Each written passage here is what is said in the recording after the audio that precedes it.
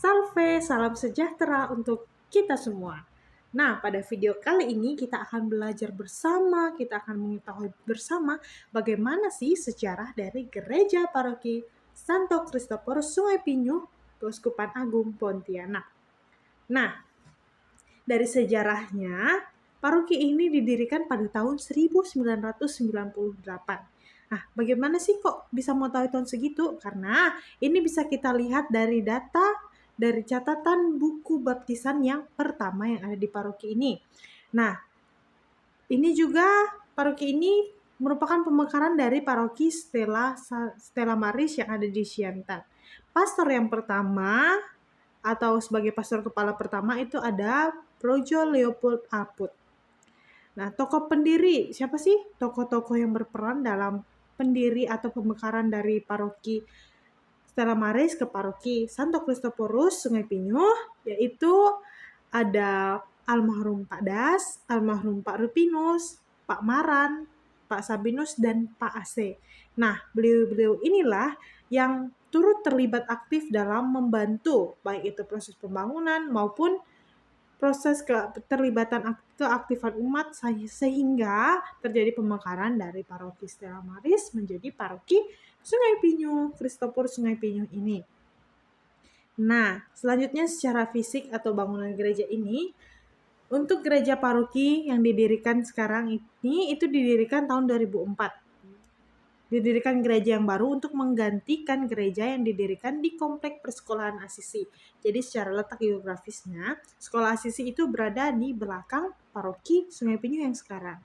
Dulu umat-umat itu beribadat, melakukan kegiatan-kegiatan berdoa itu di gedung sekolah Asisi, tepatnya belakang. Namun pada tahun 2004 itu didirikan gereja yang baru karena pemekaran umat yang begitu membludak pada tahun itu. Nah, alasan dibangunnya ya tadi karena jumlah umat yang semakin bertambah dan gereja itu dibangun di atas tanah yang merupakan lahan milik paroki itu sendiri. Nah, bagaimana sih perkembangan jumlah umat di paroki ini? Nah, perkembangan jumlah umat yang ada di paroki ini tercatat kurang lebih sebanyak 145 kakak. Kalau untuk stasi itu belum dapat didatakan ya yang pasti berapa karena jumlah umat di paroki ini disebabkan adanya pemekaran baru, yaitu pemekaran paroki Mempawah dan paroki Mandor. Jadi secara data itu masih belum tahu seberapa banyak karena ada yang berkurang ya. Nah, selanjutnya ada untuk struktur DPP atau Dewan Pastoral Paroki itu sudah ada, tapi untuk sekarang tahun 2025 itu masih belum berlaku karena belum ada pelantikan, tapi kepengurusan sudah dipilih, tinggal tunggu dipelantikan. Keanggotaannya itu sudah ada calon-calonnya gitu. Nah, untuk pemilihan kepengurusan DPP itu dilaksanakan secara dipilih langsung, nah dan diseleksi oleh pastor paroki, beberapa pengurus DPP yang lama, serta ada juga penasihat paroki. Selain DPP juga ada kategori lainnya seperti OMK, Bapakat, Ibu-ibu WK, dan Sekami. Nah, untuk kategori yang lain seperti karya kerasulan, kelompok doa itu untuk sekarang tidak ada. Tapi dulu itu di paroki pernah ada Legio Maria, tapi tidak berjalan lagi sampai sekarang. Untuk kehidupan 5 pilar gereja, itu sudah berjalan sesuai dengan masa DPP sebelumnya, kurang lebih 2 tahun belakangan. Untuk sekarang seperti dikatakan tadi DPP-nya itu belum dilantik sebab pastor paroki yang lama itu sudah pindah dan habis masa jabatannya. Nah, untuk pelayanan itu untuk sekarang itu masuk dalam pelayanan ibu-ibu wanita Katolik, program kerja mereka di mana mereka itu melakukan kunjungan pelayanan ke rutan setiap 3 bulan sekali. Ini merupakan ibarat kayak program kerja gabungan dengan Ibu WK dari paroki Mempawah. Jadi ada kerjasama begitu. Nah, tantangan kita akan mengetahui bagaimana sih tantangan yang dihadapi pada saat awal pemekaran dan pembangunan gereja. Dikatakan didapatkan hasil bahwa penolakan itu tidak ada, tapi ada cerita dari pendiri atau perintis gereja, yaitu ada Pak Wawan bercerita serta Pak Maran dan Pak Sabinus.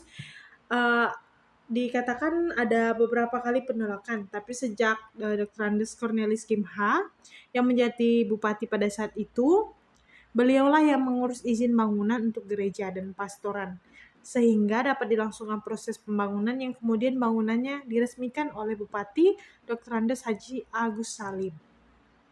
Nah, umat Katolik di paroki ini sebagian besar adalah orang Dayak, sedangkan Tionghoa itu hanya 1 atau 2 orang itu dulunya, di mana orang Dayak itu bekerja di pemerintahan di Kabupaten Mempawah. Artinya mereka ini orang pendatang yang kemudian menetap di paroki. Untuk data awal itu belum tahu jumlah pastinya yang didapat dari wawancara bersama pastor paroki. Nah, barulah sekarang umat Tionghoa bergabung dan perkembangan umat itu tidak terlalu banyak. Peningkatannya itu seperti ada penambahan jumlah anggota gereja tetapi tidak banyak. Umat sekarang ini terbagi ke dalam 2 lingkungan atau 2 kering. Nah, sebelumnya itu tidak ada lingkungan, hanya 1 lingkungan paroki Sungai Penyu saja karena umat tidak banyak.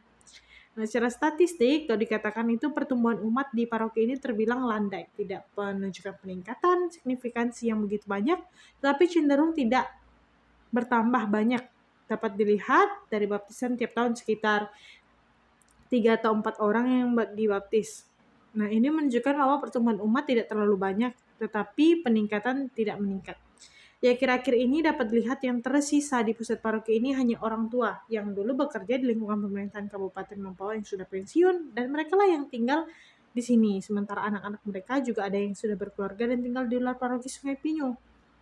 Bisa dikatakan, bisa dibilang kalau rata-rata usia umat sekarang ini berada di atas 45 tahun. Meskipun ada beberapa anak OMK yang bisa dihitung jari, tapi tidak sampai 20 yang tersisa. Nah, misa harian itu juga ada diadakan setiap hari Selasa dan Jumat. Sebenarnya itu dikhususkan juga untuk misa Jumat karena umat tidak terbiasa dengan misa pagi, jadi kebanyakan itu diisi oleh anak asrama putra dan asrama putri asis yang dikelola oleh suster. Tapi ini bukan dikhususkan untuk asrama, namun ada beberapa kali umat ikut. Kegiatan penguatan iman itu seperti katekese untuk saat ini belum ada. Dan yang sebelumnya itu sepertinya ada. Selama 2 tahun belakangan ini kegiatan tersebut tidak terlaksana karena belum dilantiknya DPP yang baru. Kegiatan yang rutin itu hanya kelompok kategorial OMK dan PPA. Keaktifan umat itu terbilang mandiri. Untuk kegiatan Natal dan Paskah, umat itu membentuk sendiri kepanitiaannya, mulai dari dekorasi dan persiapan lainnya itu menggunakan dana mandiri, sehingga paroki itu tidak pernah mengeluarkan dana, yang artinya mereka sudah terbiasa melakukan kegiatan dan mereka sendiri yang mengkoordinasinya. Nah, bagaimana sih tantangan yang dihadapi paroki sekarang? Menurut pastor dikatakan katanya kurangnya keterlibatan kaum muda di gereja yang masih belum nampak, meskipun ada beberapa orang yang aktif tetapi secara keseluruhan itu kurang aktif. Tantangan yang terbesar di kehidupan paroki yaitu berusaha untuk menciptakan kesadaran bahwa paroki ini juga dimiliki mereka, karena sejauh ini pastor itu melihat umat baru mau bergerak melakukan sesuatu, itu kecuali kegiatan tadi seperti di luar Natal dan Paskah itu untuk ketika pastor minta. Tantangannya itu bagaimana sih pastor itu menyadarkan umat untuk mempunyai rasa memiliki, terutama kerjasama mereka dalam mendukung kehidupan paroki dan pastoran, karena mereka harus digerakkan dulu baru mereka mau bergerak. Inilah yang menjadi tantangannya. Harapannya dari pastor sendiri itu menyebutkan bahwa umat itu punya kesadaran bahwa paroki bukan tempat yang kudus, bukan tempat yang harus dijauhi oleh umat karena merasa khusus untuk pastoran dan kepentingan lainnya, tetapi pastor itu berharap agar umat datang walaupun sesekali melihat bagaimana keadaan pastornya, bercerita, walau adanya komunikasi lah, sehingga umat yang datang, umat yang hadir itu merasakan pastoran itu punya mereka juga, milik mereka juga. Nah, dikatakan dari hasil wawancara itu perkembangan umat cukup meningkat, tetapi perkembangan umat di stasi itu meningkat, tetapi di pusat paroki cukup stabil, tidak terlalu tinggi. Nah, artinya keberadaan pusat paroki ini didukung besar oleh kehadiran stasi. Di dalam paroki ada 4 stasi besar. Stasi pendukung yaitu Anjungan, Pak Bulu, Toho, dan Takong. Sekian presentasi dari sejarah gereja pastor, sejarah paroki Santo Kristoporus Sungai Pinyu.